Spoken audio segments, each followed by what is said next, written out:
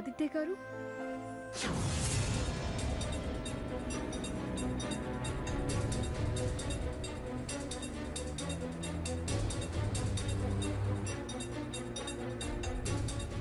ఏంటి అలా చూస్తున్నావు?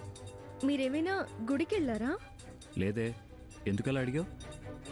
అక్కడ ప్రసాదం కొబ్బరి చిప్ప ఉంది కదా, అందుకే. ఓహో, ఆ విషయమే మర్చిపోయాను. ఇందాక ఇంటి దగ్గర కార్ పార్క్ చేస్తుంటే పూజారి గారు వచ్చారు. ఇవాళ మీ చెల్లెలు గుడికొచ్చింది అని చెప్పి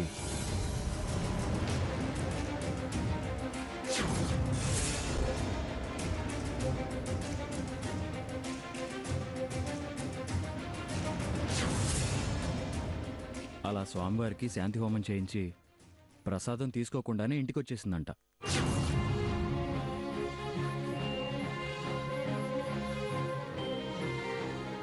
ఏంటలా ఆశ్చర్యపోతున్నావు?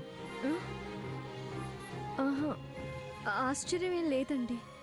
దీప్తిలో ఎంత మార్పు వచ్చింది. గుడికెళ్ళి ప్రదక్షిణలు చేసి హోమం చేయించిందంటే మన మీద ఎంత ప్రేముందో అని దాని గురించి ఆలోచిస్తున్నాను. తనకి చిన్నప్పటి నుంచి నేనంటే ప్రాణం. నీ పరిచయం అయిన తర్వాత నీ మీద చాలా ప్రేమ పెంచుకుంది. ఏదో ఈ మధ్య చెప్పుడు మాటలు అవి ఇవి విని పిచ్చి పిచ్చి పనులు చేసి పిచ్చి పిచ్చిగా ప్రవర్తించింది. తన తప్పు తను తెలుసుకుని నీతో చెప్పలేక అలా గుడికి వెళ్ళి భగవంతుడితో చెప్పుకున్నట్టుంది. అంతే కావచ్చు. పాలు తాగండి.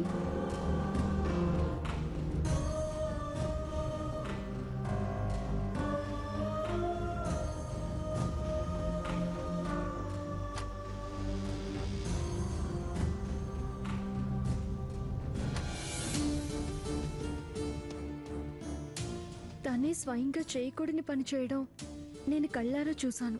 ఆదిత్య గారేమో దీప్తి గుడికి వెళ్ళి మా పేరు మీద హోమం చేయించింది అంటున్నారు. నిజంగానే చేయించిందా, లేక వాళ్ళ అన్నయ్య మెప్పు కోసం పూజారి గారితో ఏదైనా నాటకం ఆడించిందా?